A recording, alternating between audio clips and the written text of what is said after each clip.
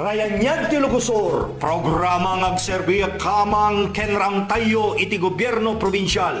Lalo na, iti beneg iti sanggo niyang panlalawigan ti probinsya ng Lugosor. Mangted tinanay ng informasyon kadag iti programa, proyektos, tulong ken mga sistir kadag iti agproblema nga OFW ang kalugaran tayo. Rayanyag ti Lugosor.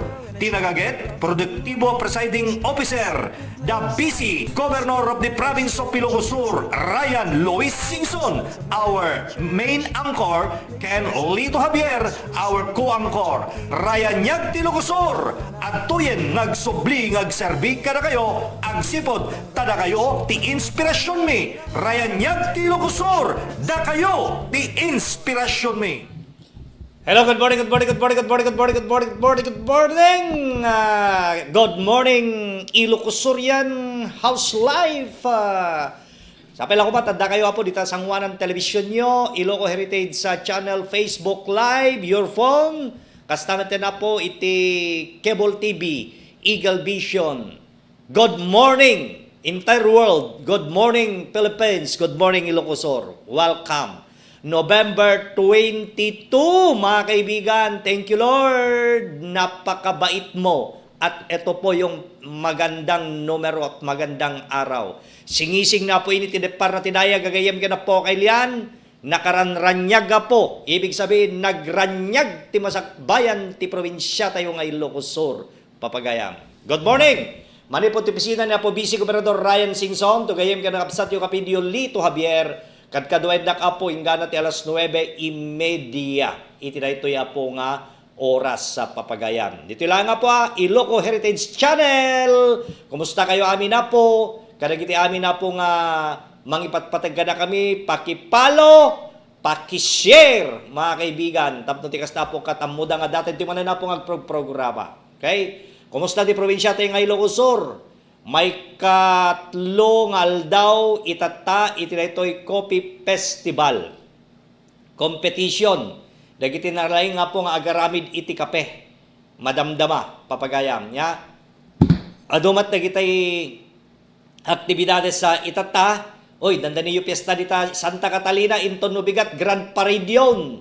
Alagamot Grand Parade yun na po inton no bigat dita iliti Santa Catalina. Papagayang. So nga, lapadanan nyo, may kami tumatag, coverage nito no bigat, apo Mayor Plong, Rapanot, ken, kastamutin kina po busy Mayor, Doc Ninyo, ken nagisang ngunyang bayan members dita. Happy Fiesta Santa Catalina de Alexandria. Ikakasi na kami apo. Kastamit ito Santa, Fiesta damat apo, inton no matlang 25, Happy Fiesta Santa. Papagayang. Good morning. Kada kayo amin dito Santa po. Mayor Popoy Bueno, kumusta ka gayam? Happy viewing. Okay? Ket nyata 22 ado pala tagkamakam nga outtaking when nalpas aminan. Palagay ko tapos na lahat, mga kaibigan. Kaya nagitilangan na duman na po, nag-celebrate na lang nga po DJ luglugardan gagayam kina po kay Lian. Kasi lang nga po iti pasama kayo. Ya? Congratulations kada kayo amin na po, ya. Okay. Anyong topic tayo po, dito probinsya ting Ilocos Sur, peaceful ba na peaceful? Lako, sad to say, may nangyari. San jay Cervantes, Concepcion, Cervantes, mga kaibigan. Sus, pumutan. Nyamutan na po dito yan. Dua tinatay. Pinalto-paltugan dito'y retired nga pulis. Dila nakapagtapalan. Oh, Mario Josep, gasam day ay murder nga inaramid nan, double murder, mga kaibigan. Tatapay, napay nga rod, mabalod ka boy. Oh, malaksid no maareglo misuda so no hamo nga maareglo na ka malungsot kamit ti pagbaludan na atan nya nga rod kakwamot tayo. Dati inaramid mong ka double murder matain. Oh, inikan na ti hala nga double tap no di inikan na ti saggaluda nga bala ti 45 ta barukong, mga kaibigan. Grabe kayo ya. At na kami nagtitawa pong handa makapagtapalpiman. Kumbaga ka umununa day jay garawigaw nga ramay kaysa jay utek no maminsan. Di ba? Kasjay. Sa danto nung nalpasan, agbabawi na kung kunadan taon. Papagayang. Amuyo po, nagganas iti agbiag diti rabaw ti dagang dayay simple lang nga panagbiag, dayay awan unay apo iti pakasese naram, ya, no tumulong ka man ti padam nga tao, awan ti iba bakit mo, no haang ka man nga makatulong, tahantay mat amin apo ka manaki, tulong, okay lang ta, basta importante, huwag madaldalapos mo. Di po ba? Ganon ho yun, mga kaibigan. Kasi lang nga po, iti sitwasyon. Hala, barbare nga, dantumat lang nga po development na. Okay? Yung sakbay na, commercial break naman pa, dalang importante po niya. Ken ng BBM to madamdama. Report, mga kaibigan. Tapos tikas na po kat ma-update anda kay latama tigiti pasama kiti bukod te nga pagilyan. Okay? Sige po.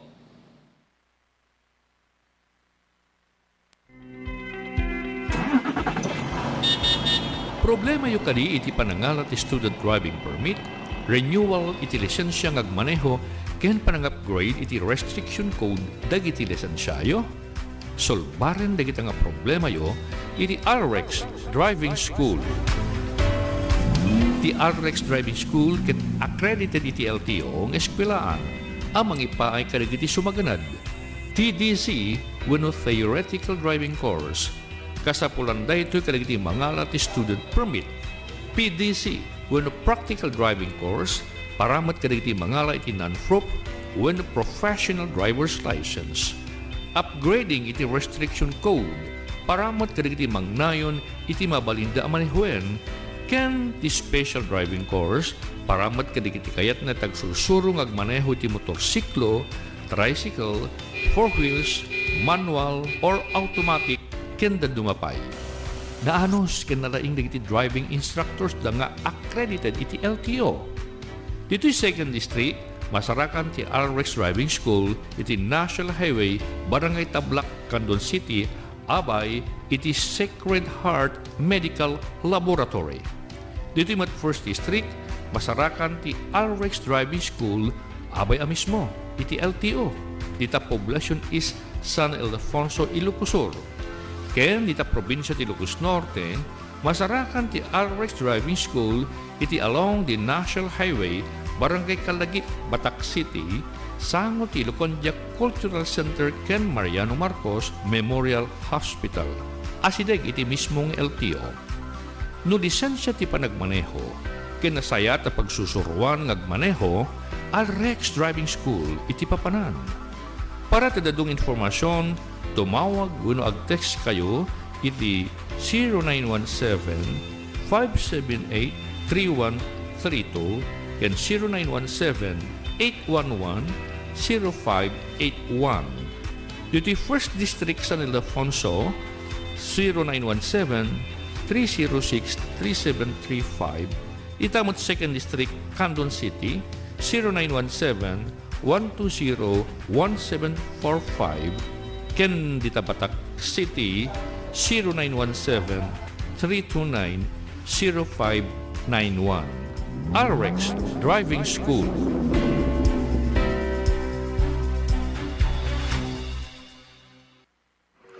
Agsagsaga baka katiti sugat. Saan na madanagang taddan ti Advanced Wound Care Clinic ang masarakan ti abay mismo ti Northside Doctors Hospital, Gimot, Bantay, Ilocos Sur. Lahat ng sugat ay pwedeng maghilom. Ang ipaayda ti serbisyo para kadagiti agsagsaga ti ulcer of arterial, lower extremity diseases, diabetic foot ulcer, pressure sores, traumatic wound surgical site infections, ken wound from skin infections. The Advanced Wound Care Clinic katagususar dagiti quality equipment tapno masigurado ang maagasan dagiti sagsagabaan nyo asukat. Mas at-ado ti mayted nga benepisyo ti Advanced Wound Care Clinic dusik kaket kwalipikado nga member ti PhilHealth. Para tinanan nga informasyon, tumawag when text kayo ti 0936-920-9941. When I message na kami ti Facebook page na Northside Doctor Hospital Advanced Wound Care Clinic. Anya pa lang tiro orayon, ikam ti chance sa tasugat mo nga lumaing babaen ti Advanced Wound Care Clinic. Paapo ka di makayayo abuya iti uneg iti pagtaengam. Anya man nagasapulam kas ti moderno a klase iti silaw. ada dita ti chandelier LED lights kenda dumapay. Kasabay kadagiti agkakapintas at toilet bowl. Wall claddings stainless sa lababo. Kasamit din na dumaduma ti klase na tiles kenda dumapay ang materyales agkasapulan ti pagbangon ti balay. Pasyaren ti AC Newborn Home and Builder Center. Nalawa ti showroom da. Agkomportable kang agpili ti kayat mo a disenyo. Mabalin pa nga isuda iti mangi setup kadagiti gatangin. Masarakan sa Rizal Street, Sulphur, Bantay, Ilocos Sur. Imat matunan na Mr. and Mrs. Alain Chan. Saanen ngagtaktak mapankan sa JAC Newborn Home and Builders Center. Nueva Segovia Consortium of Cooperatives. Di kooperatiba ano bayagin nagseserbi kadang iti Ilocano iti amyanan a Luzon. Di kooperatiba ang manipapaay ti serbisyo, benepisyo, ken mangisakit kariti empleyado, ken miyembro na. Di Nueva Segovia Consortium of Cooperatives wano NSCC ket adon tinatulungan na. Babayin med iti namayat alangin-langin ken kooperasyon dagiti miyembro ken mangimatmaton. Adon tinaturoasan ti kooperatiba. Adupay dagiti nainayon ang kasdek, akas ti NSCC Farm, Chicharon Processing Facility, Macro Laboratory, kastamet din ti NSCC Plaza, ken NSCC Business Center. Isungan niya pilang ter orayam makikampingkan iti kadakilan a kooperatiba iti probinsya. Di Nueva Segovia Consortium of Cooperatives suman na NSCC. Imatmatunan na daytoy ni Dr. Gibina. Okay, tuloy-tuloy tayo mga kaibigan. Programa Ranyag ti Lucosur. Kumusta mat na kitay non-government organizations sa dito'y probinsya tayo apo. Tandamat ti marami na competition itatanya. Ti probinsya. Nakatado na kita activities iti probinsya tayo. Lalo ka na dandani masunga din apo iti Desyembre. Sigurado na ita. Papagayam. No simrek iti Decemberen. Scheduled of activities sa itan. Fiesta here, fiesta there. Apo, nagado tagpipiesta ti December ha. Ti iling amo lang iti December ket ti ili apo iti Narbacan, Santa Lucia, tapos adda ti San Esteban. O di kandon pa, perya di kandon ti Ono mga kaibigan. Ado apo, San Juan, papagayam. Kasi December namin na kita. Kadagiti barbarangay mat adumat apo ti agpipiesta iti barbarangay. Yan, oren ti parte ng tibigan nakadaadumat apo ti naka-schedule nga agpiesta apo ti barbarangay. Te kunakon sumrek man rin apo iti nadumadumang aktibidades iti panagpiesta papagayam. Nadumaduma apo nga siyempre amoy digiti barangay officially tatta bagong saltada digiti duma na i-renew damot apo iti commitment da kadagiti kalugaranda ay ket sigurado na ipakita damat apo ti sigla day tata lalo yung mga sanggunyang kabataan dagijay papagayam lalo yung mga sanggunyang kabataan apo so digitay ko na tayo man agagayam kena po kailan nga nakapimpintas apo nga aktibidades itata dito'y lokalidad tayo so nga sagsaganan tayo awampay lang ti naglukat ti Christmas village na ya sigurado na kata baka siguro by this coming December ore pa itibiyang iti Kapitolyo, baka ikamakamda po yung gana iti December 1, iti Christmas Village, mga kaibigan. Itibiyang nga po ti Provincial Capitol. Kaya amo tayo data po nga data ti may sa kadagiti kagigiliwan da. Dito may Bigan City, adamo datay tradisyon na po nga di Christmas Night Market Festival. Pamagayam, numampay ti Kalabes, at dati napalabas sa pong night market yung tataga, isubli naman dito, sigurado na dito. Every December po yan. Kasi kaya po niya, so nga, tayo ko na kon, ay agsagana tayo, saganaan tayo po, nakadado na kita activities, iti tunggal munisipyo, tunggal barangay, kastamit na po ti probinsya tayo ng Ilocos Sur, alagat importante, mamantaner tayo po ti peace and order, makapagdidinanggay tayo po nga nasayat, para tinananay nga progreso, dito'y probinsya tayo nga Ilocos Sur. Tekonak adalat tapo Ranyag. Wan? Dagitay balikbayan. Dagitay data broad. Agsaga na kayo. Agsipod taddanto ti maramid nga Grand Reunion. Global Grand Reunion. Inton no Kanawidan Ilocos Festival by this coming January 28 ingana po ti February 14 papagayam. So nga dagiti balikbayan dita. Hello, kumusta ka Ma'am Mimi Aquino? Kumusta dita Las Vegas? Kastamay ken ni Miss Elena Kabutahe. Dagiti adad ta Hawaii. Kumusta kay amin na po? Sigurado na reta. Makapagbakasyon kayo mga ta. Kadagiti hanga nagbakasyon na po during the time of pandemic, 2 years, 3 years. Mga kaibigan, it's your turn. Agbakasyon kayo dito sa Pilipinas. May kayo, makidinanggay. Wan, amo data po. Dagiti agpista titonggal munisipyo. Amo nga ranranan nyo mat ti pista yo, tagsipod tadamot apo ti global reunion nyo, tamon munisipyo. Alaka, dagiti bakasyon di Decemberen, i-extend yun, ingana ti February 14, tapno makasali kayong tumo ditoy, kanawidan, palubos na po Diyos papagayam. So, dayay, ikanda kayo ti priority lang tama, nga da kayo apo nga ta abroad, ta apay. Siyempre, nagdakkel mat apo ti may tultulong yo, iti ekonomiya ti pagilian tayo nga Pilipinas. Tano, awang kayo, ba?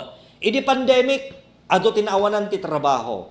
Idi pandemic, kaya dapo ti agawid dagitoy kalugaran tayo nga adda dijay balasyo tao. Hangkadi kasjay mga kaibigan niya. Idi pandemic apo. Kasjay gagayem kaya na po kay lian. Ngem handa nga nakawid taapay. Awang pagplete da. Adda pay dagitoy adda di abroad idi nga tinultulungan ti programa ray nyag ti Lukosor. Papagayam dagiti kalugaran da dagiti kabagyan da ti Pilipinas isuda piti mangi patulod iti gastusin dapat inaldaw-aldaw. Like Middle East countries, mga kaibigan. Kasi po, apay, naawanan da trabaho. Digay paggiganan da, nag-close di kumpanya. Ti 2 years, mga kaibigan. See? Nagrigat ti panunutan. Kaya da pa di, agawid dan. Kaya da, agawid dan. Kasi ti sitwasyon da di, ti kaya da, agawid dan. Ti problema, nagngina ti ticket from 25,000 pesos iti one-way ticket apo ngaggapo ka di Saudi, idi 120,000. Times 5, mga kaibigan. Gasem dat. Tapos makwaranting ka pa'y. Adam edad do may di, naka-schedule na agbakasyon. Ti problema yung bakasyon da, 15 days lang, tinted di amo da. Kasla kumalagit po Singapore, Malaysia, Hong Kong, Dubai, Middle East, mga kaibigan. Handa mo apo nga maabroten. At anya nga rod, apagsangpo da pala Manila, ag-quarantine da mo, mandatory quarantine. 14 days, adan to pala quarantine to man dito Pilipinas. Mga kaibigan, kasjay, di ba? Iti di sitwasyon. So nga nagginat ticket, quarantine da, almost 1 month. Okay? At dama nagiti da duma, kasla ko madagitay siblings ni Ma'am Trining, idi. Kaya dati agawid, natay nga rin di Diyos talwad ng owner ken founder apo iti Loco Heritage niya po bari-bari handa makawid ore pa nga tanong gatangan da di buong eroplano mga kaibigan handa mo makawid ta they are not Filipino citizen they are citizens American citizens da mga kaibigan kasi di po handa nga palubusan idi dagiti citizen ti other countries nga agawid numampay Pilipino da. Kasjay, papagayam. Apay, ado nga dagiti Pilipino nga napanda nag-abroad. For example, America. For example, napanda po di United Kingdom. Mga kaibigan, nai-surrender da po iti kina citizens dan a Pilipino. Tapno maabil da lang dagiti na dumaduma nga pagsayatan di country nga pagtrabahuan da. Siyempre, no-offeran na kati kumpanya, if you are not citizens of this country, handa ka nga ipermanente or handa ka nga ipromote. So, kapilitan, nga di mo ti pagtrabaho mo, di mo ten apo, iti ayan di ti pamilya mo, anak mo, nagbabasa naman yan, kapilitan nga isurrender mo, iti kina Filipino citizens mo. Right? Kasjay. Kasanti kayem ko, ni Banji Sarmiento, oy Banji, di nagawid ka, nagbakasyon ka, di ka pa nga nagpakpakada man, di ka man nagkuha kanya ako, nagpakiramdaman. Lang, musta ka to Switzerland latan. Well, importante, nakaradkad ka. Pagbit lang. Idi, Swiss national zona. Idi ko, ng tinubra na, nag-apply iti dual citizenship na tap no ti kasta anytime mabalin na lata ti agawid. So, ti makawid lang idi, nagiyad ti dual citizenship na mga kaibigan. So, nagiyay, kasi sige ti bagbagak, hindi ka damang blessa para napaspas ti transactions yo, iti biyang iti immigration, ag dual citizen kayo kung kunak kanya di mga kaibigan. So dagita po ramdam po natin, ya. Pero kadagito nga tiyempo iso po iti gondaway da nga gawid kasi handa nakaawid apo iti time of pandemic. 2 years po yan mga kaibigan. Let's say for example 2018, 2020 agawid da manen every 2 years na ita. Jay finish contract da. So nga tinarami diyan duman since pandemic time nag-renew dalat ti kontrata na anusan da na po. Gida dumama na lay off da anusan dalat nati agigan di jayan piman kasjay. Ngem tata nakapagsubli da back to work po silang lahat mga kaibigan. Tata they are planning to go home in the Philippines mga kaibigan. Ya. Kasjay apo iti sitwasyonan. Kadigito yan apo nga gundaway mga kaibigan. Ket nakapimpintas nakasisiyata po, iti pasamak mga kaibigan, alakat gundawayan tayo, ado na kitay event, dito'y probinsya tayo nga Ilocosur, gagayem ken kakabsat. Kaya sapay-sapay lang kuma, tay kunak man kada kayon, mga kaibigan, ya, sapay lang kuma po, okay kay amin, ya, makaawid kayo amin, gagayem ken na po kay liyan, makaumay kayo amin na po, dito'y pagilyante nga Pilipinas itatata padasin nyo mat apo nga datay kwa padasin nyo mat mga kaibigan nga datay ramanan-manan apo dagitay sinuman kasjay gagayem kaya na po kailan padasin nyo manin apo nga ramanan dagiti kalamay, binagkal. Oh, kaya importante aga makahalo bilo yumat iti pampamilyayo ti unos ti manupulong at adalidad do man nag-abroad da la pabalik-balik damat kid dian ti Pilipinas nagbakasyon da ngam no maminsan mga kaibigan handa may tama po iti Christmas apay nangina ngamin na po ti ticket ti Christmas ticket ti eroplano sa totoo lang mahal halos times 2, times 3 kasjay. Ti malan nalaka ti ticket ti eroplano ka datay no tiempo ti tiempo ti todo dito Pilipinas. Datay June, July, August. Dagijay. So nga do tagbabakasyon dili ta nalaka ken isumet apo iti bakasyon dagiti ubing diya abroad. Yan.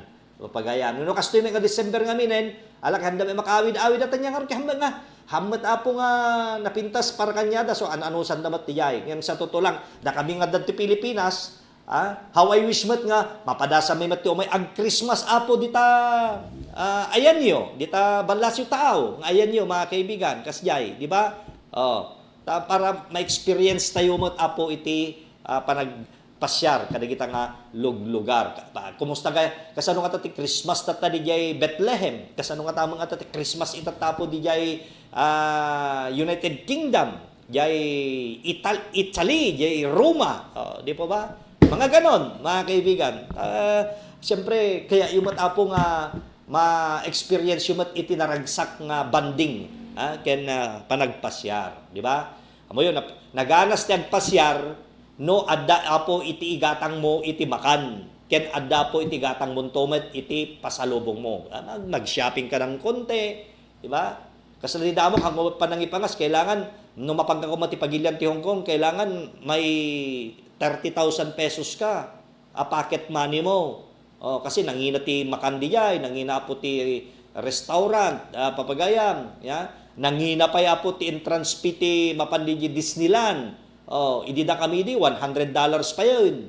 Manuyo $100 din, for 4,000. See, ketatan $100 ko nang 5,500. Gasan dayay sa kanto pa lang mapandi Splash Island. Ay sos Mariuset, mapangkantog restaurant, no 2 days 3 nights mo diyay. Mapangkanto di Macau. Awanan na di 30,000 mon nalpasen. Hangkapay nga ta siguro makagatang ti pasalubong mo. Ya, ano samtula na gitay printed t-shirt na saglalaka. Ganon ho yun. Kailangan pag nag-tour ka, ay masapo lang nga sa ganaam, not only the plane ticket mo, no ticket di jay, kung na tayo mga kaibigan nga hotel accommodations mo pa ken kang ron na pocket money mo. Tap no tingas takat na enjoy mo tagpasyar sa jay. Kasi nga talaga ti biag ti turista hanggang nga mapanditi nga palpalama mga kaibigan. Di po ba? Pag nag-tourist ka, kailangan may pocket money ka. Yun ang isipin mo. Kaya magastos din ang paglalakbay. To tell you frankly. Uri ka doon ti Pilipinas lang pagpasar. O papanam ko ba? Oh, for example, mapangkuma ni Cara Dijay Palawan. Mga kaibigan, di Puerto Princesa. Oh, magkano bang isang ticket down? Let's say 2,500, 3,000. Oh, back and forth, mga kaibigan. Oh, magkano bang budget niya? Oh, mga ganon, di ba? Oh, mapanaba mo di Boracay. Ganon. Siyempre, pagplanuhan mo maigi mga yon. Tapno ti kasta, haan na po nga narigat. Right? Oh, hanga narigat. Baka madamdama.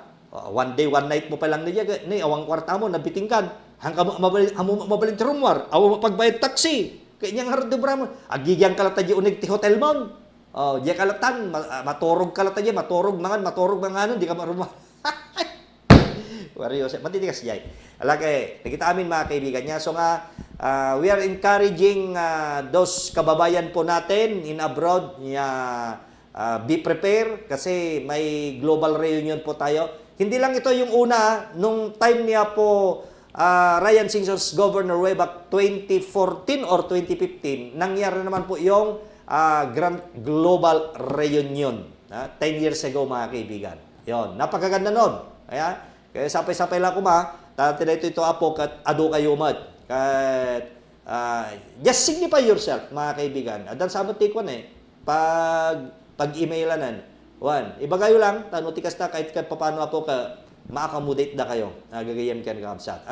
Siyempre, a lot of activities this coming December and January until maganap po yung kanawidan po natin, mga kaibigan. Okay? Sige po. Alakas na ko na kita tayo, gagayam ka na po kailan. Doon na kita aktibidad sa po dito yung aldaw. Amok nga kaya yumat apo iti ma-updatean. So, madamdama. Musta kaya po dito iti Santa Catalina. Maganda. Dati ko, dentist na itong tadtangatan. Barbarang na may interview to ni Rabski, ni Mayor Papagayam. Tapos tikas na po kat may bagana digitoy napipintas nga proyekto dita ili Santa Catalina. Talagang asenso Santa Catalina apa mayor. Dakkalabanag daytoy mapasamak manen.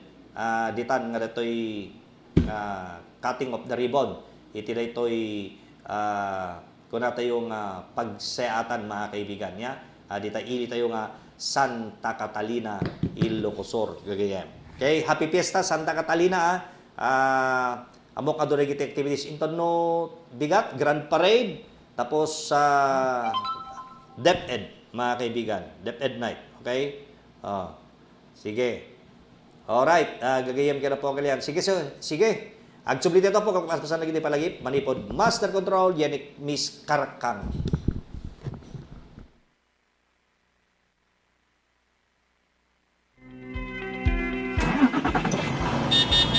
Problema yu kadi iti panangalat ti student driving permit, renewal iti lisensya ngagmaneho, ken panang-upgrade iti restriction code dagiti lisensyayo.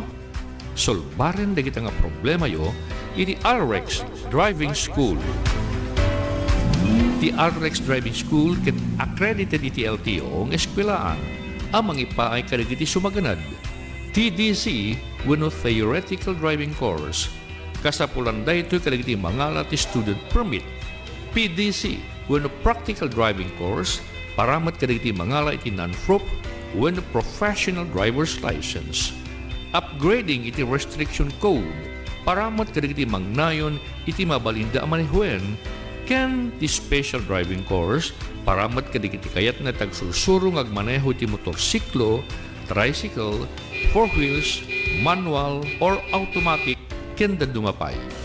Naanos ken nalaing dagiti driving instructors da nga accredited iti LTO. Dito'y 2nd District, masarakan ti RX Driving School iti National Highway, Barangay Tablak, Candon City, abay iti Sacred Heart Medical Laboratory. Dito'y mat 1st District, masarakan ti RX Driving School, abay mismo iti LTO. Dita poblasyon is San Ildefonso, Ilocosur.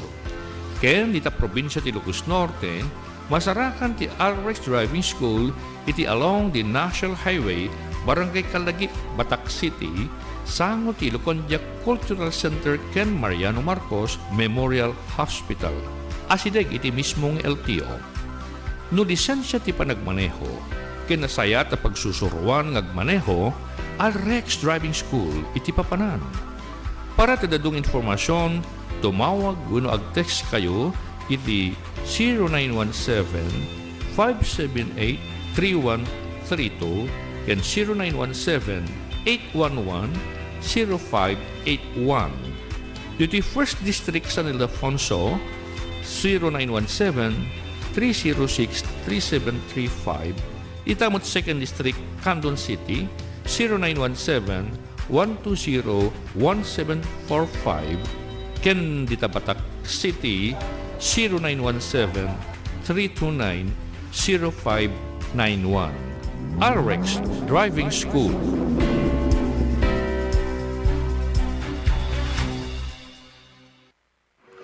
Agsagsaga baka kaditi sugat. Saan na madanagang taaddan ti Advanced Food Care Clinic ang masarakan ti abay mismo ti Northside Doctors Hospital, Gimod, Bantay, Ilocos Sur. Lahat ng sugat ay pwedeng maghilom.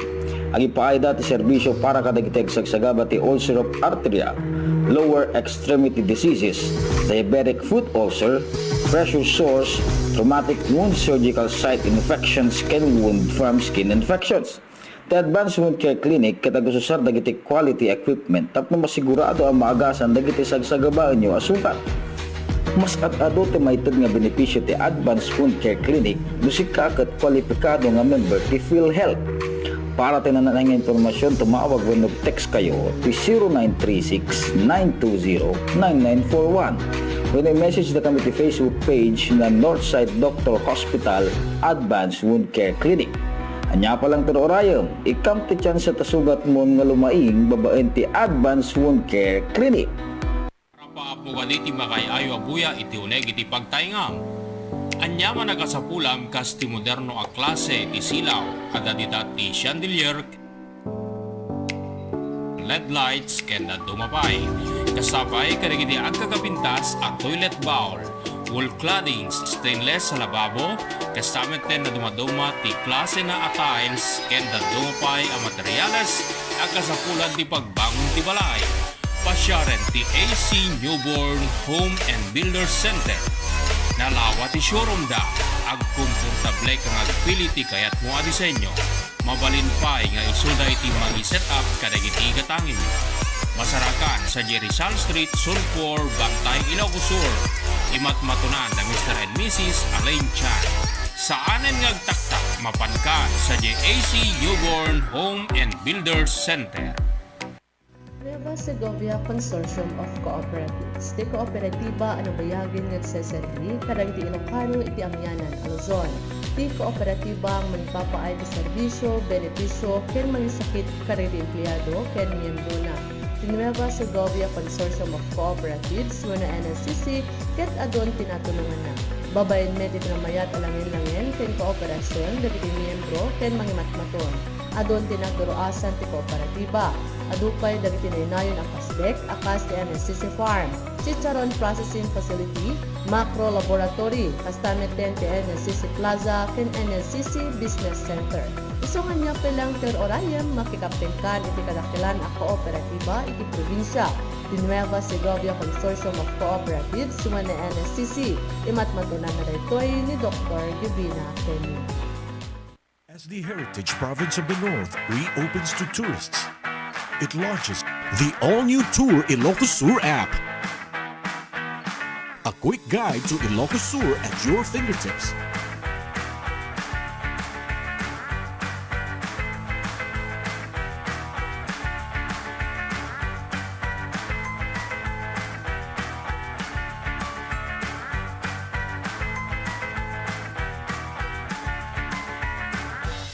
Find the best tourist spots.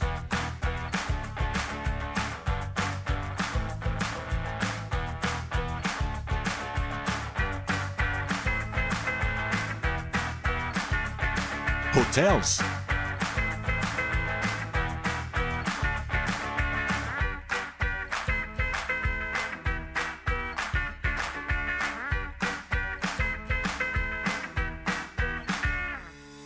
bars and restaurants.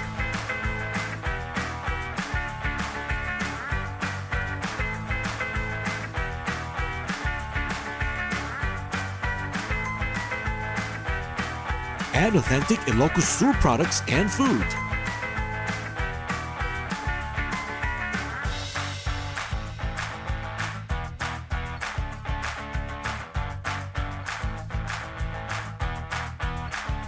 Be updated on upcoming events, plus get notified on the important announcements and updates.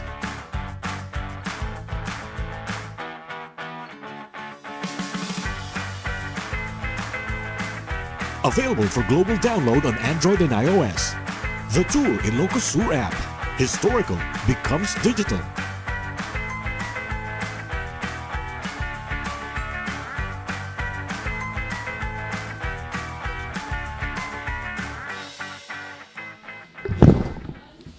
Okay, tuloy-tuloy tayo mga kaibigan. Programa Ranyag Ti Ilocos Sur. Happy birthday, Apo Provincial Development Officer tayo. Yan, tibiyang Apo ti Office ti MPDO ni Architect Esther Ibera Rugnao. Happy birthday, Arki. From Bigan Elite Family. Kasama na tayo number 2 konsehal dita para sa Santo Domingo, dati sweetheart ni Pare Rex Galimba. Happy birthday konsi dita Iliti Santo Domingo. Yan, dito yung birthday tita. Mga mag-birthday ngayon ha. Medyo nasok basit apo ti parparaangan nyo. One? Okay. Alright. And dagi tayo bubotos itibiyang apo ti SK Federasyon inton no 24 na po yan. Bukas na. Okay? Sigurado na yan. Sure hit na yan si Victor. Sino kayang Vice President niya sa probinsya, mga kaibigan, from 2nd District? Tingnan po natin. Okay. Pagkatapos niyan, maupo na sa December 1 as the Provincial Board Member. And in Tomet Carlowi Alcetra, agtugaw-tumutan akas SK Federated DJ Bigan City. Aba, okay ha. Good job, good job. Kita nyo basit. Kita ubing tayo kita mga kaibigan. So nga dapat i-guide tayo amin na po para tinananay nga naranranyag masakbayan pay iti probinsya tayo nga Ilocos Sur, mga kaibigan. Okay? Ganon ho yun. So, iti na ito yung oras gagayam kaya na po kailan kita adamit apo iti report, manipod met apo ti BBM, kina po presidente ngem sakbay na, DJ gayam parte na ti sanggunyang or DJ House of Representative, baban ken si Speaker Romualdez, immadon apo iti nagtransfer iti partido na from PDP napanda na po itibiyang itilakas CMD. Gagangay lang reta, siyempre, administrasyon nga raw. Ito naman nagbalo ito at administrasyonin at Malacanangin na. Kasi ito man, sinunto man ti mga abakan, isunto man na po ti mako nga rolling party. Kasta nga talaga, yung sinapsabi lang, binalimbingan. Awan ti mako nga loyalty. Teko na nga ro din na po ni Manuel L. Quezon, my loyalty to the party ends when my loyalty to the people begins. Yan. Wadaba kampanya, ada kaya partido. Pero pag tapos ng eleksyon, mga kaibigan, saan na ba yung loyalty mo? Yung mga tao na sisilbihan mo. Kasi iti kayo nangasawan na detan. Hangag baliwan, mga kaibigan. Ganun o yun. Sana po, magkaganon.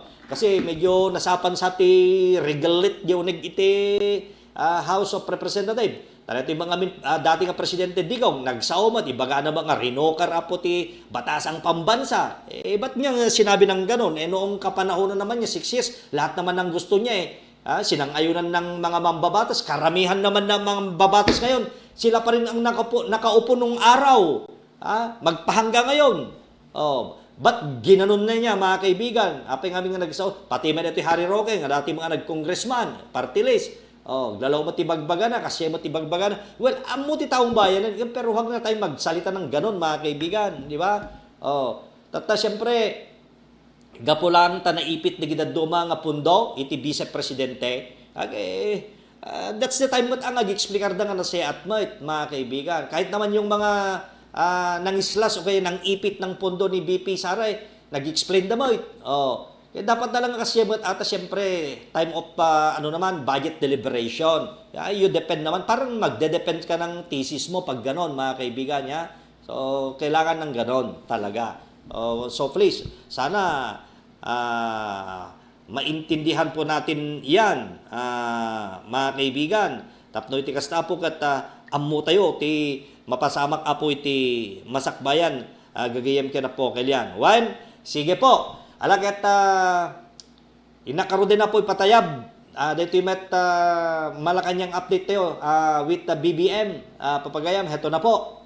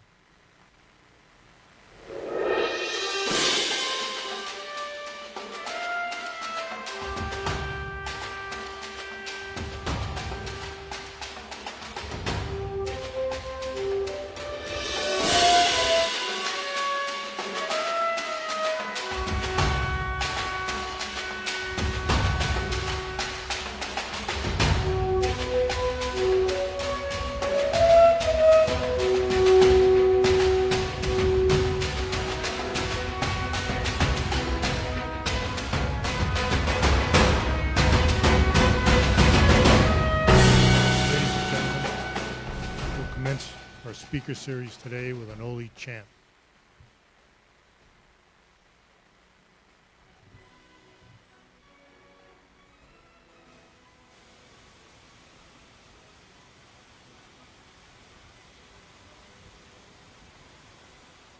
O naunai ka halame ka lehua e halelehua no ya na kanoi. O ka uno ia e ano ia ne e ali ane ho io tai timai. Ai timai noi ai tipuno me te aloha.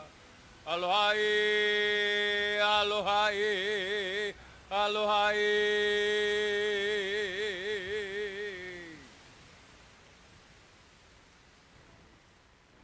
Ladies and gentlemen, please stand for the arrival of the official party. The director of the Daniel K. Inouye Asia Pacific Center for Security Studies, Rear Admiral retired Pete Gumatataw, and the 17th President of the Republic of the Philippines, His Excellency Ferdinand R. Marcos, Jr.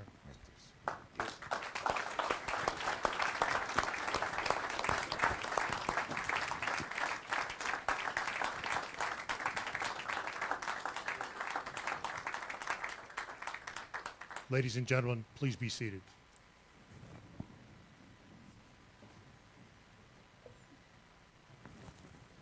Aloha and e como mai. Welcome to the 6th iteration of the Daniel K. Inouye Speaker Series.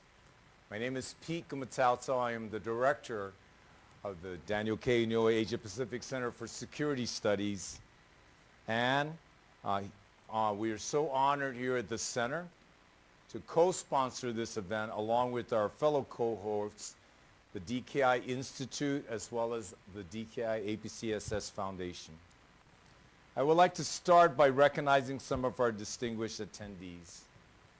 First, we're very proud to have the President of the Republic of the Philippines, a treaty ally of the United States, His Excellency Ferdinand R. Marcos, Jr., as our distinguished speaker. President Marcos' participation in the DKI Speaker Series is fitting, given the Philippines' significant relationship with the United States as a mutual defense treaty ally. His perspective as a leader is instrumental in fostering security, stability, and prosperity in the region. We are very excited that the people of Hawaii and others will benefit from his insights today. Also with His Excellency, our senior officials from the Philippines, to include the Armed Forces of the Philippines Chief of Staff, General Browner. I call him out because he is a DKI APCSS alumni. So to all of the officials from the Philippines, welcome a Komomai.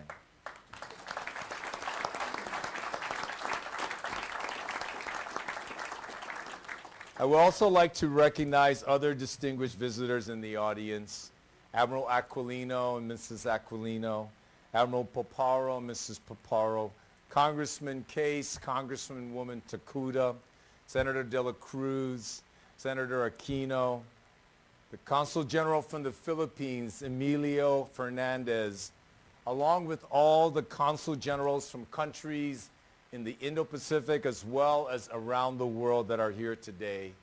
I also want to give a shout out to Lieutenant General retired Fig Leaf, who was the former director here at APCSS. Also to Major General retired Susie Veras Lum, the president of the East-West Center, ambassadors, flag officers, general officers, and other distinguished guests, and to the ladies and gentlemen that are here at the center, a warm aloha to all of you. Thank you for coming. As well as those that are up on Zoom and in YouTube from across the Indo-Pacific region, including many of our distinguished alumni and local Hawaii community leaders.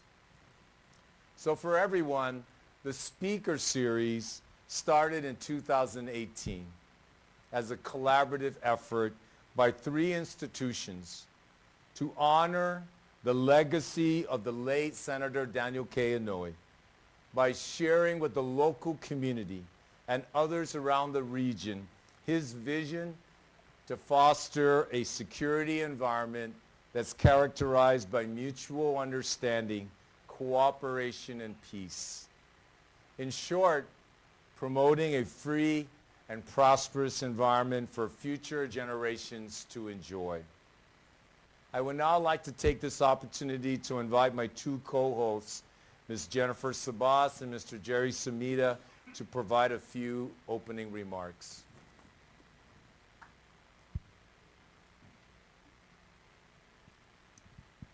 Aloha and good afternoon, everybody. On behalf of the Daniel K. Inouye Institute, thank you all so much for coming. It is an honor to serve as a co-host for the lecture series. And Mr. President, welcome. I'm sure you know that your dad and Senator Inouye had an amazing friendship and a long-standing relationship that was mutually beneficial to our 2 countries. So it is only most fitting that you are in this place that he had intended for all of our international partners to gather and to share their insights. So welcome and thank you very much. Thank you, Jennifer.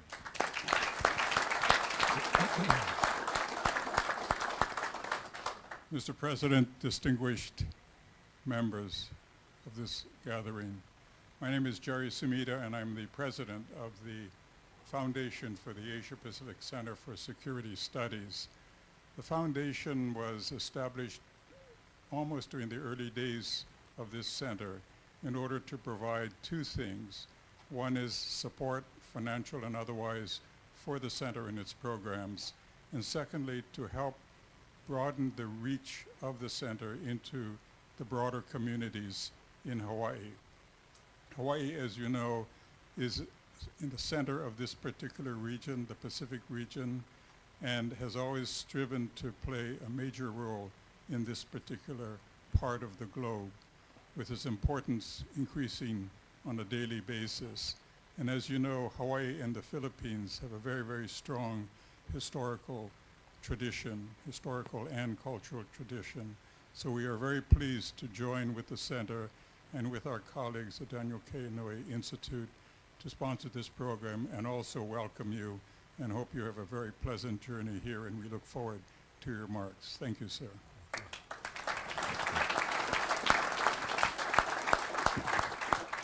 Thank you, Jennifer, and thank you, Jerry. Ladies and gentlemen, without any further ado, it is now my great honor to introduce our distinguished speaker for this afternoon, the President of the Republic of the Philippines, His Excellency Ferdinand R. Marcos, Jr.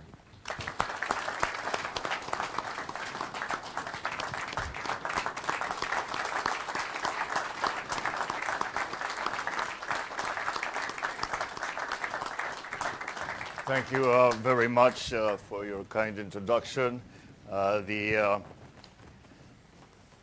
Director of the DKI APCSS, Director Pete Pagtaengan, the DKI Institute Director, Jennifer Sabas, the APCSS Foundation President, Gerald Sumida, Her Excellency Mary Kay Carlson, the U.S. Ambassador to the Philippines, the U.S. Indo-PACOM Commander, Admiral John Aquilino, members of the Philippine delegation, other distinguished guests, ladies and gentlemen, good afternoon.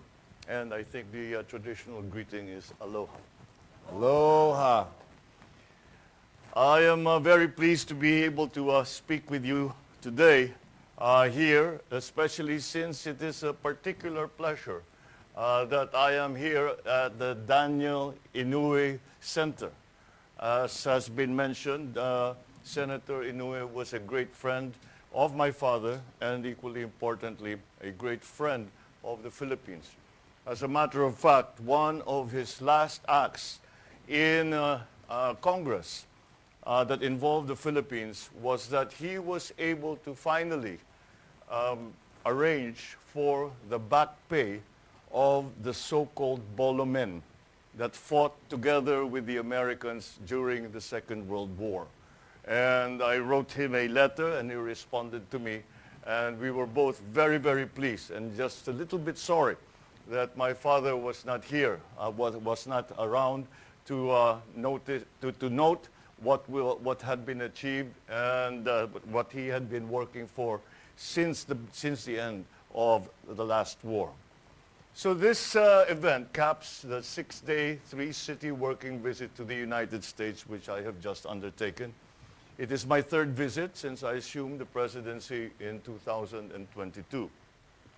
This Honolulu leg is, of course, a bit of a special one for many reasons. First of all, Hawaii is home to a significant number of Filipinos and Filipino Americans, many of whom, the original immigrant workers, came from my home province or my home region of Ilocos Norte, which is the northern part of the Philippines. The Ilocos-Hawaii connection began here with our so-called sakadas, or workers, arriving in 1906 as plantation workers. And then, as events conspired, Filipinos were also fighting shoulder to shoulder with American soldiers during the war. Today, Honolulu hosts the headquarters of the U.S. Indo-Pacific Command. The long-standing partnership between the armed forces of the Philippines and the Indo-PACOM have resulted in enhanced coordination, interoperability, and individual and joint defense capabilities. This is to ensure that we both uphold our commitment to our treaty alliance, especially in the face of growing and evolving regional and global challenges to our security.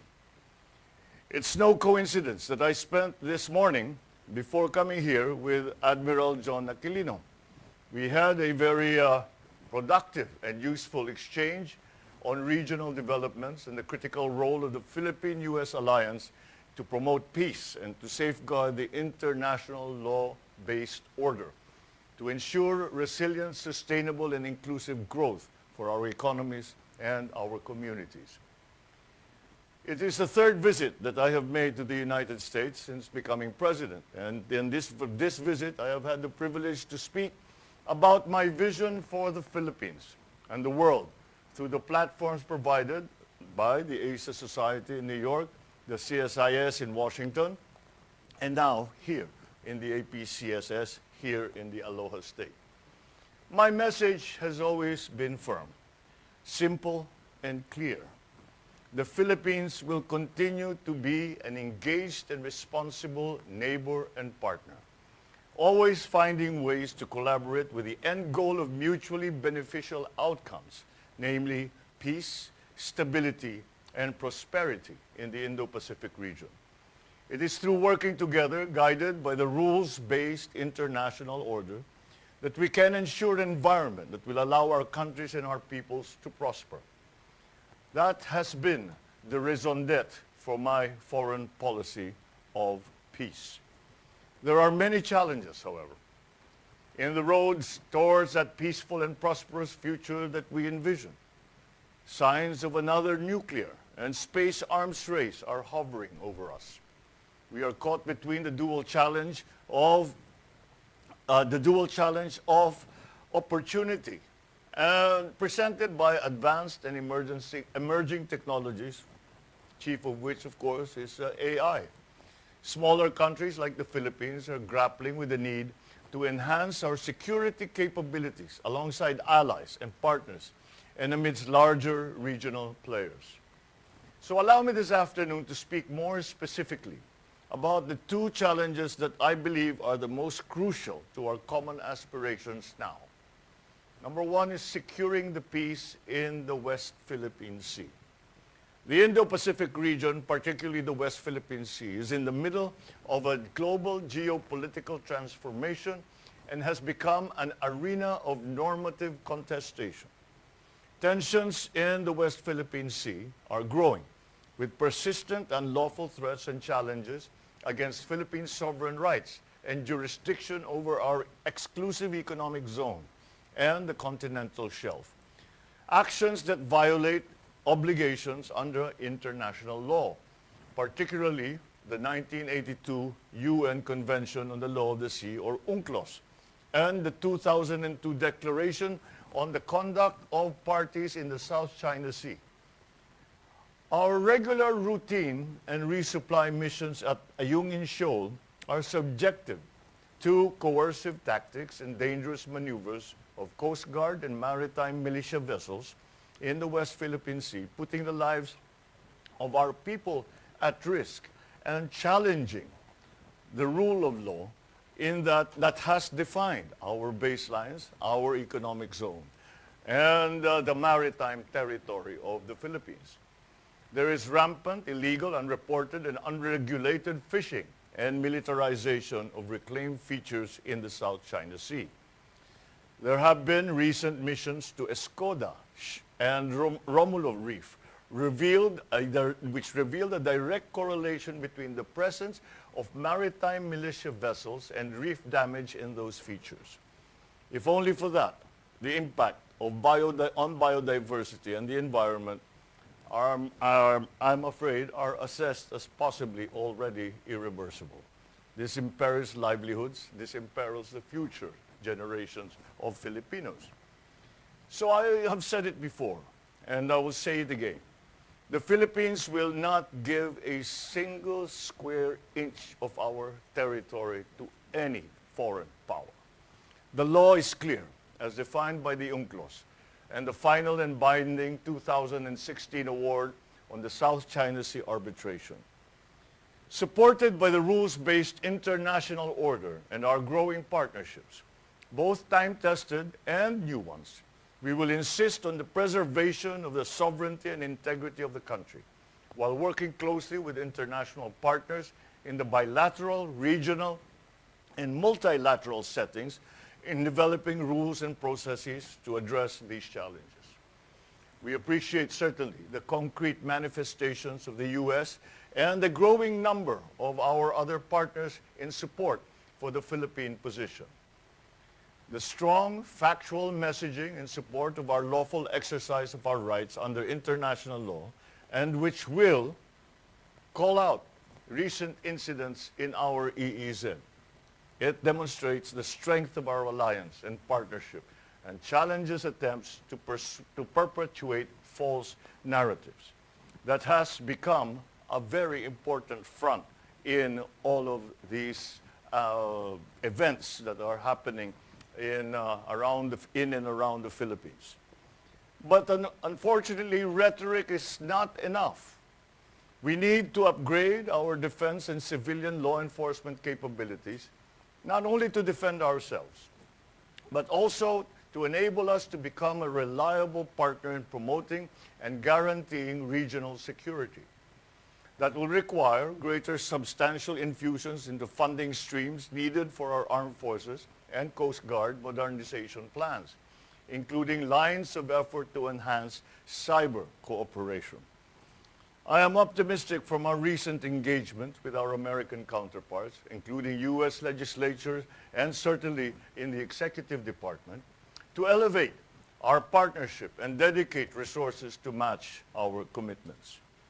Over the past week, our teams have been working on a bilateral planning and tracking mechanism that is expected to accelerate concrete and substantial capability development investments and activities in order to meet our shared defense and security objectives over the next 5 years.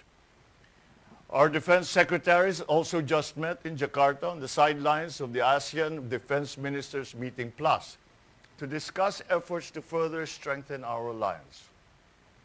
The second item that I feel is very important is the securing strategic sectors and critical infrastructure, and especially as we have all begun to recognize the importance of activities in cyberspace.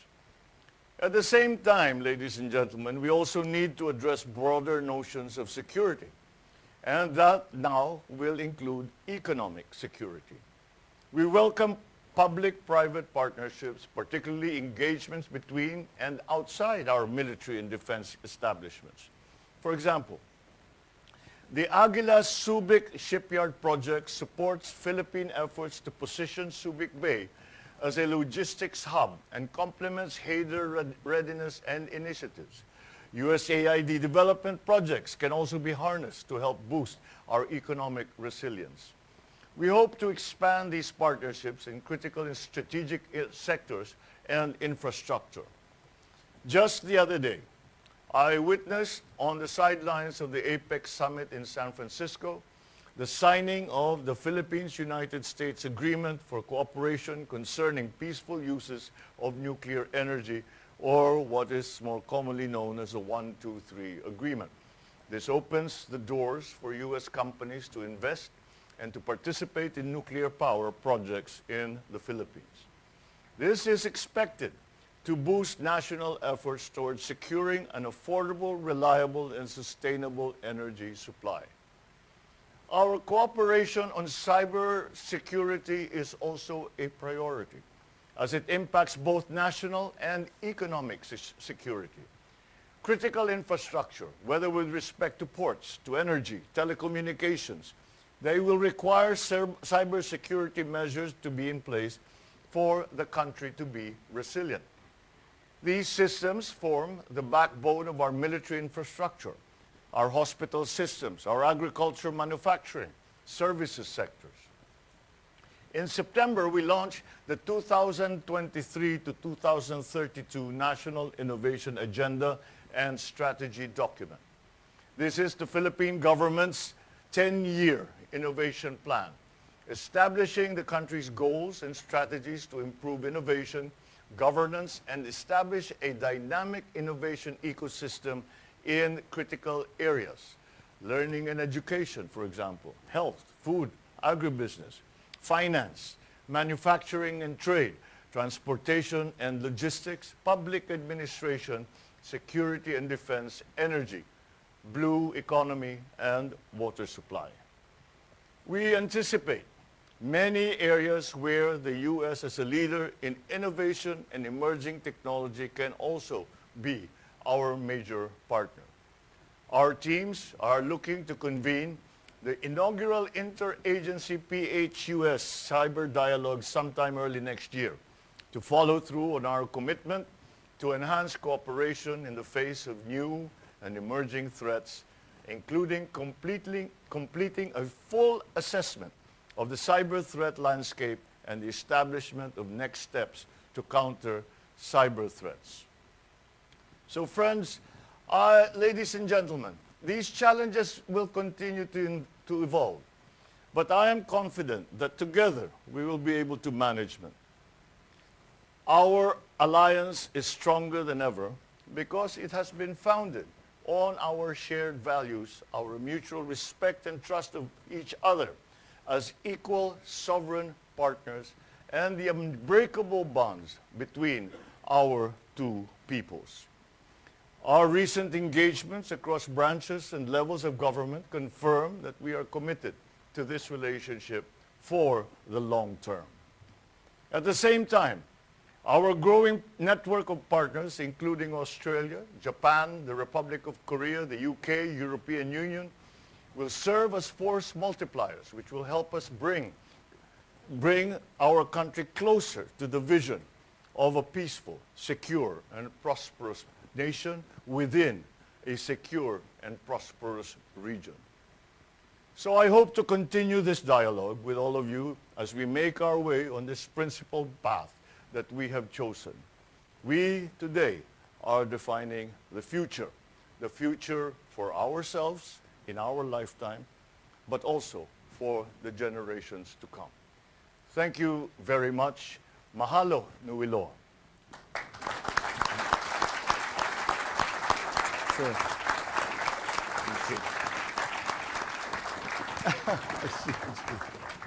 Thank you very much, Your Excellency, for those incredible insights and perspectives and your vision for the future and how we can collaborate to make it a more secure and stable and prosperous region. Before I start with some questions, and I'll tell you how the questions got synthesized, but I couldn't help yesterday, your team came in here and started to put all these little artifacts. I know some of the folks in the back can't see it, but Your Excellency, could you explain any of these artifacts that are up here? These are jeepneys. We know about jeepneys. If you don't know what a jeepney is, these are the jeeps that were left behind by the Americans after the war, which were converted into transport systems, and they comprise a very large percentage of our transportation system. And the reason that we are highlighting them is because we are in the midst of an effort to go fully electric when it comes to public transport.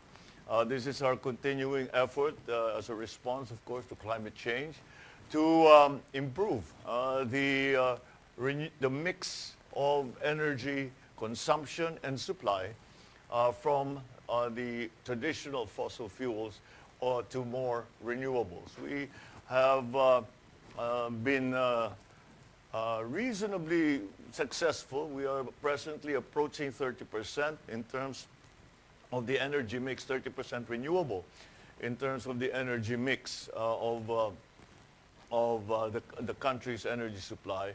And that is why we put them out here to remind all that despite their very traditional look, they are being heavily modernized. Yes, sir. And I just came from the Philippines, and I have to tell you this. Yeah, these are definitely still there. And people are using it. So, well, thank you for that, really. And for the audience, what we have done for purposes of time is we have many folks that we've invited to present us with a question, and our team synthesized it. And just with the constraint of the time that we have, I understand it, sir. I'll try to ask as much as I can before we have to terminate. I shall try to be brief. Yes, sir. Thank you. Your Excellency, your comment about the critical challenges that we face out there was pretty vivid in terms of what we all face. Yeah. But you also talked about opportunities and how you seek to resolve disagreements through peaceful means. So I was wondering if you can elaborate on this relationship. I understand you met with the Admiral Aquilino and his team today and during your time here. Perhaps share with the audience some of those initiatives that you're looking at with the United States regarding promoting better cooperation and collaboration in the future. Well, the basic idea, of course, of all of this is that the United States is our, I would say, our oldest and most traditional partner that has been in various forms ongoing for over 100 years. And I think it serves as well to remember that the United States is the Philippines' only treaty partner. And that is why that with the increasing the heightening tension in the West Philippine Sea, as we have named it, because it is generally known as the South China Sea, the increasing tensions in the South China Sea require that we partner with our allies and our friends around the world so as to be able to come to some kind of resolution and to maintain the peace. And as I mentioned in my remarks, really what the foreign policy of the Philippines is really rather simple. And it really comes down to two things. Number one, peace, and number two, the national interest. And in that sense, we no longer subscribe to the old thinking, wherein it is a bipolar world, and each of the countries will choose whether to be with the Soviet Union or to be with the United States. I do not think it is not, in my view, this is no longer applicable, no longer relevant to the way the state of affairs as they have evolved geopolitically. So it is important that we continue to strengthen that partnership. And the main partner of the Philippines is, of course, the United States. But starting with that, we also feel that it is the way forward is to strengthen our partnerships in all, with all our neighbors and with all friendly nations who share our ideals, who share our aspirations, who share our values and the respect for the international rule of law. And this has been something that we have tried to develop, and we have, I believe, have had some measure of success, and we will continue to do this. But again, the bedrock of any of these partnerships is the partnership and the treaty arrangement that we have, the mutual defense treaty that we have with the United States. And in that regard, we are continuing to increase our capabilities so as to be able to answer the challenges that we are facing now it's becoming more and more often. Every so often, whenever there is a confrontation between outside forces and Philippine forces. This is unfortunately, as I have said to some of our partners, unfortunately I cannot report that the situation is improving. The situation has become more dire than it was before. The nearest reefs that the PLA have started to show interest in terms of slowly using these atolls, these shoals, as a basis for building, basis really is what they are approaching, have come closer and closer to the Philippine coastline. And the nearest one is now around 60 nautical miles from the nearest Philippine coast. And this is an evolving situation. If you will remember, the Spratly Islands was used by the by the U.S. Navy as a bombing range for a very long time. And so there was no question that this was part of the Philippines. Now they have fallen into the hands of a foreign power. And many of these features that are in the West Philippine Sea are slowly being turned into bases, really. Admiral Aquilino just showed me a relief sort of map, not map, but model of one of them. And it is remarkable how the extensive construction and the level of commitment that has been made to those military bases. And so it's not, it is something that that in our view, of course, the United States, once again, is the bedrock, is the foundation for all that. But the more allies we find to speak up whenever such incursions occur, such incidents or events occur, then I think the stronger that voice will be. And so we have encouraged that to a great deal. The United States, of course, has been there. And in every instance where we have had trouble, the U.S. has always been behind us in terms of support, not only in terms of rhetoric, but also in terms of concrete support. But that also applies now to Australia, to South Korea, to Japan. We are now in the midst of negotiating our own code of conduct, for example, with Vietnam, because we are still waiting for the code of conduct between China and ASEAN. And the progress has been rather slow, unfortunately.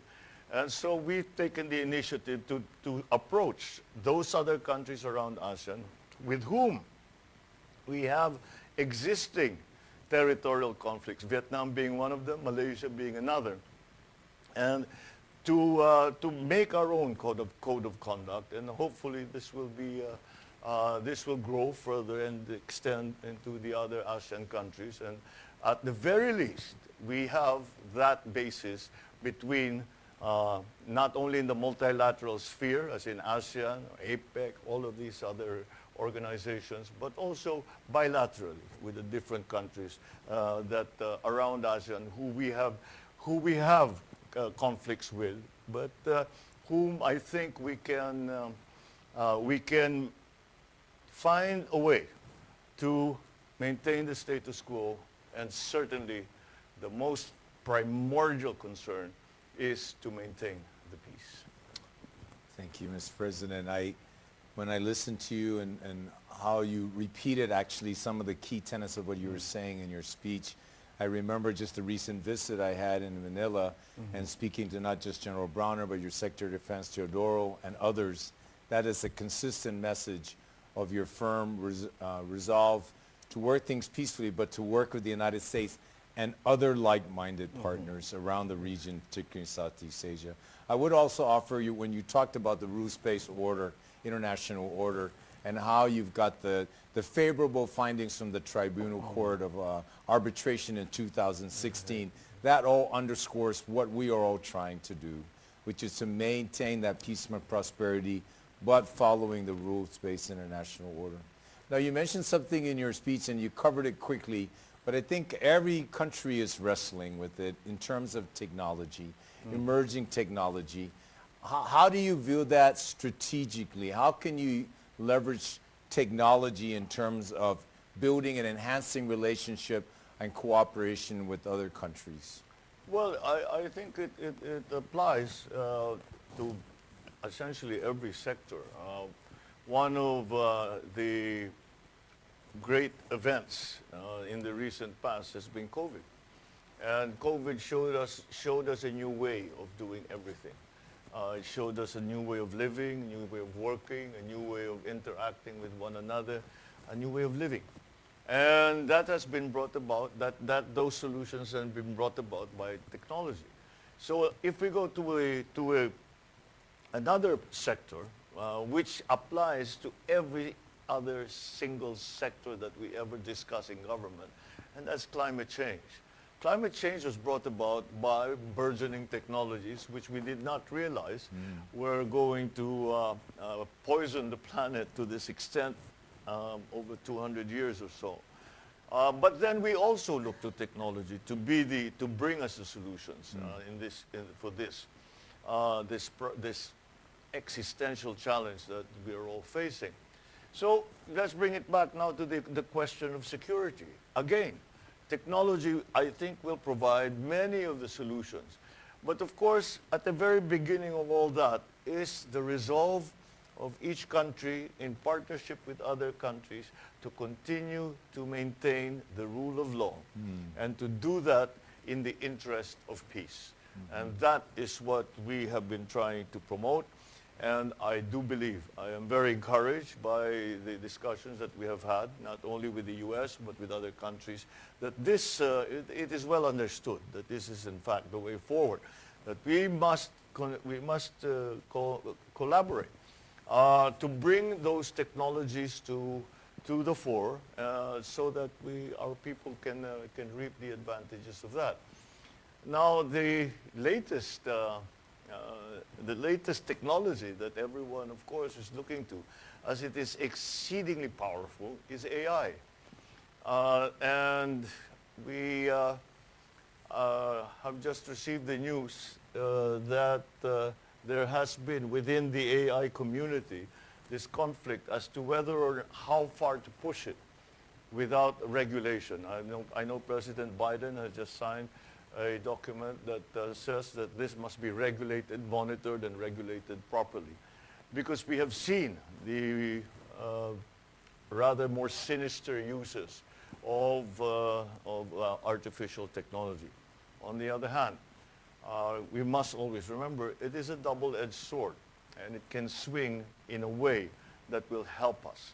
And I think if we are trying to transform our economy in the Philippines, as we all are, as a matter of fact, after COVID, in the face of Ukraine, and now in the Middle East, we have tried to bring these new technologies into the fore. But once again, we have to be more cognizant of what are the risks involved. And the reason that it is so difficult is because these things never existed before in human history. And we are making this up as we go along, as it were. And there are very many unintended consequences to something quite so powerful. Once again, just look at the Industrial Revolution. There was no way that when the Victorians started the Industrial Revolution, that they would say 200 years down the road, we are going to have to think about global warming. We're going to have to think about melting the ice in the poles. So we have to be extremely careful. And also because technology has evolved so rapidly. And that is another reason that we have to pay a good deal of attention to it. Because we will easily be left behind. If we rest on our laurels and say we've got this figured out, that is the moment that we get into trouble. And so we continue to look to the United States and to technology leaders like the United States to provide the guidance and to the lessons, rather, that you have learned being at the forefront. And both the good lessons and the lessons that were not quite as successful, and hopefully apply that in the Philippines. And again, with the discussions that we have had with the U.S. and with other countries as well, I feel confident that so long as we are aware that there is a possible danger and we think things through properly, then we will be able to take full advantage of AI and of other new technologies. On the other hand, if we sit back and just let it take over our lives, that is exactly what it will do. It will take over our lives. Thank you, Mr. President. I'm pressed for time, but I need to ask this because I heard you say ASEAN. I know the Philippines is a founding member of ASEAN, and I think in 2026, you will assume the position of chair. That's right. Yes. We all know in the audience regarding what happened in Myanmar and how the juntas have really, their actions in Myanmar really undermined the centrality and just the basic understanding between the ASEAN countries. It may be too far ahead to ask in terms of in your role as the ASEAN chair, but what were you thinking as the leader of the Philippines to be looking to help ASEAN grow into an adaptive role, particularly in terms of what has happened in the region that kind of destabilized it? Well, in terms of Myanmar, it has really been a difficult problem for the whole of ASEAN. For one thing, there are different conditions. For example, Myanmar, when there's fighting in Myanmar, the refugees cross over the 2,000-mile border that Thailand has with Myanmar, and they have that particular problem. Then there are Islamic countries in ASEAN who also have an interest because of the persecution that is being seen on the Muslim communities in Myanmar. The general approach until quite recently has been to write down the 5 points of consensus as we have for ASEAN. Everyone has signed off on it. In fact, even Myanmar has signed off on it. And continue to work with the leadership and also the opposition to that leadership, so as to have some kind of a balanced discussion. Unfortunately, we really have to admit that we have not made very much progress, even since the writing of the 5 points of consensus that ASEAN has agreed upon.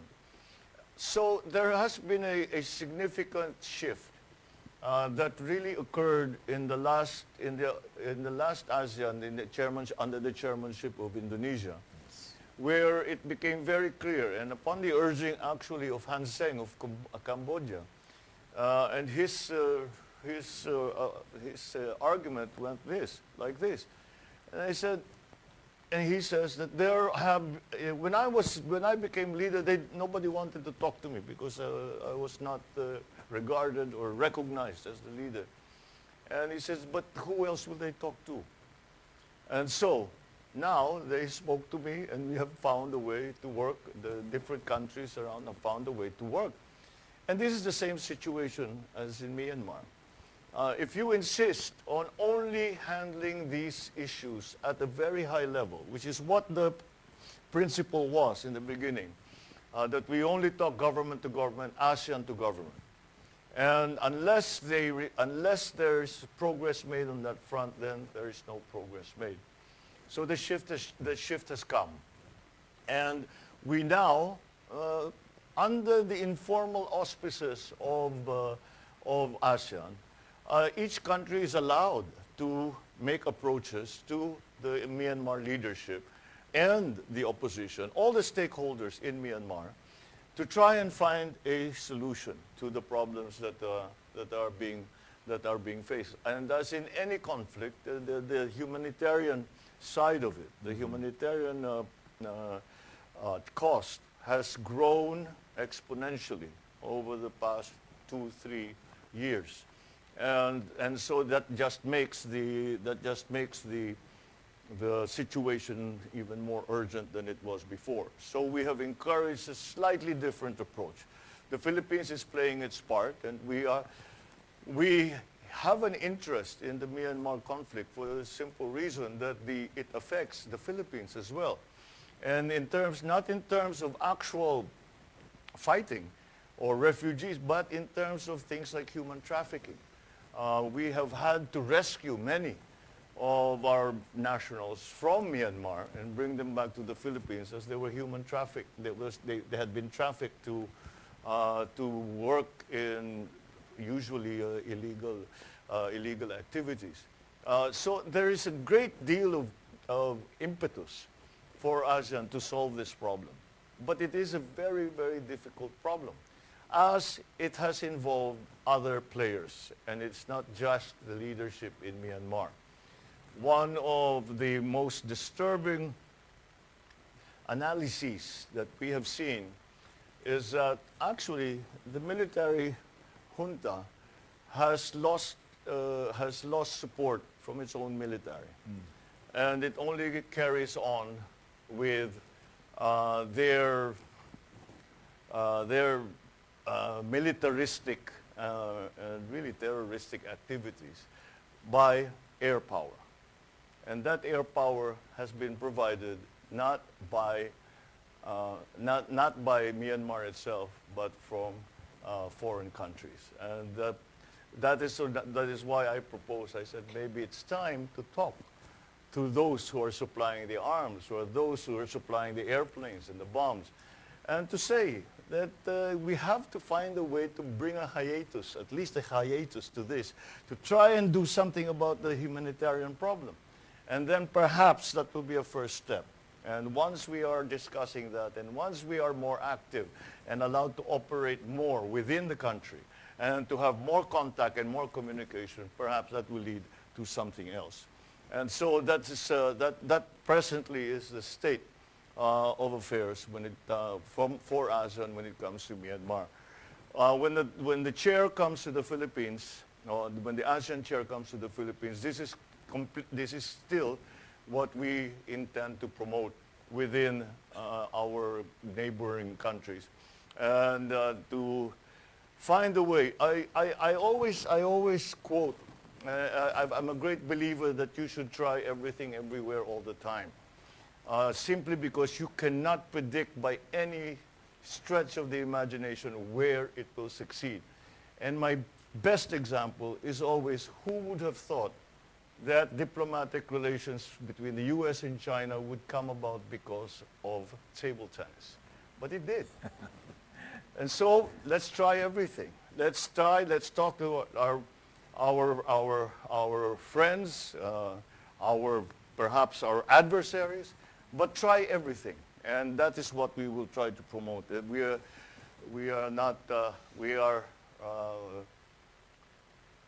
are perfectly aware of the history of such negotiations. And for example, the peace treaty that was in fact signed in Oslo, that was unofficial between in the Middle East. And again, the China-US. And there are many examples of this. And that's why when the chair comes to the Philippines, we will once again remind our partners and say that we should not be too picky about how we get in touch or how we communicate with the military leadership in Myanmar, on how we negotiate and how we discuss with the other stakeholders, because it's not just the political opposition. Unfortunately, both sides in this conflict, both the military junta and the opposition, the political opposition, have taken on a very, very hard line, and they will not speak to one another. Perhaps that's the role that ASEAN can play, is to come in between the two parts and hopefully bring them together, if not totally, but at least in certain ways, and start the process. There is no process as yet. Start the process, and hopefully it will bring a more equitable and peaceful situation in Myanmar, to the benefit of all of us in ASEAN and all of Asia, for that matter.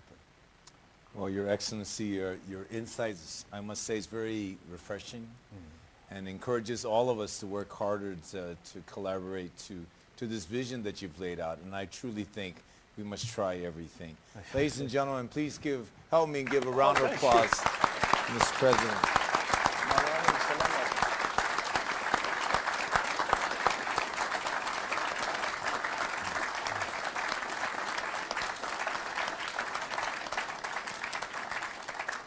And sir, before we conclude the speaker series, I understand you have a special presentation to the state of Hawaii. Yes. And if I can ask Lieutenant Governor Sylvia Luke to come up, as well as Congressman Case, Congresswoman Takuda, Senator Aquino, and Senator De La Cruz. Please come up and join. Oh, thank you so much. Thank you very much. Thank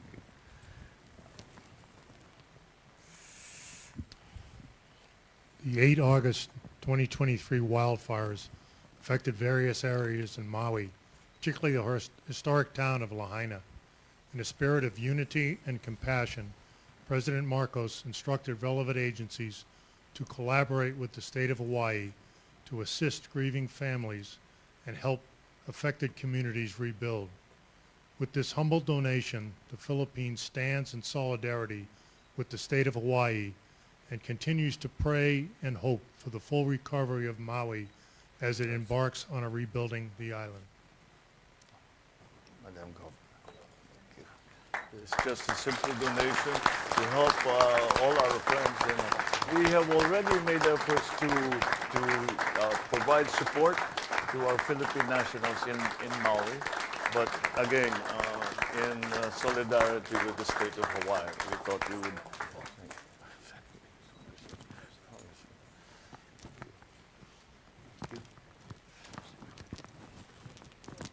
Yes.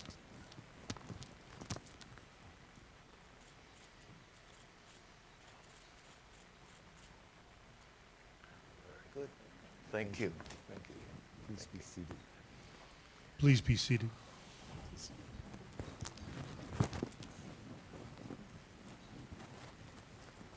So, ladies and gentlemen, this concludes today's DKI Speaker Series.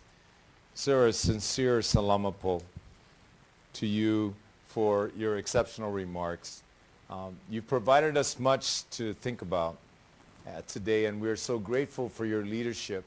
And we look forward, DKI APCSS, to come back out to the Philippines and join and work together with Indo-PACOM and the team of our folks in the United States to promote a more peaceful and prosperous region. For everyone that's here, especially those that are out in Hawaii, that normally don't talk about defense in the way we do at APCSS, you heard today from Your Excellency just how complex and the world is and so dynamic the changes are.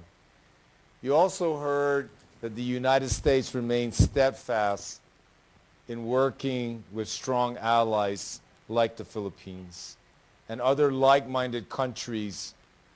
Many consul generals represent those countries here today to ensure stability, security, and prosperity throughout the region, and I might say around the world. So as we conclude, as they say in the islands, malama pono, malama kekahi ike kahi, which is take care of yourself and take care of each other.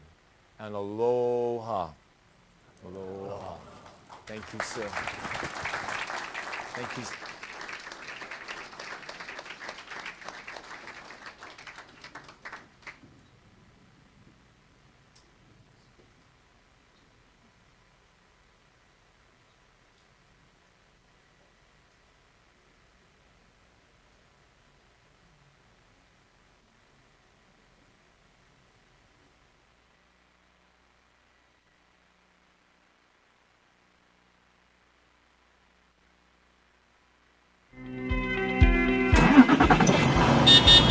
Problema yu kadi iti panangalat ti student driving permit, renewal iti lisensya ngagmaneho, ken panang-upgrade iti restriction code dagiti lisensyayo. Solbaren dagiti nga problema yo iti RX Driving School. Ti RX Driving School ket accredited iti LTO ng eskwelaan. Amang ipaay kadagiti sumaganad. TDC wenno theoretical driving course. Kasapulan daytoy kadagiti mangalat ti student permit. PDC wenno practical driving course paramet kadagiti mangalat iti non-prop wenno professional driver's license. Upgrading iti restriction code paramet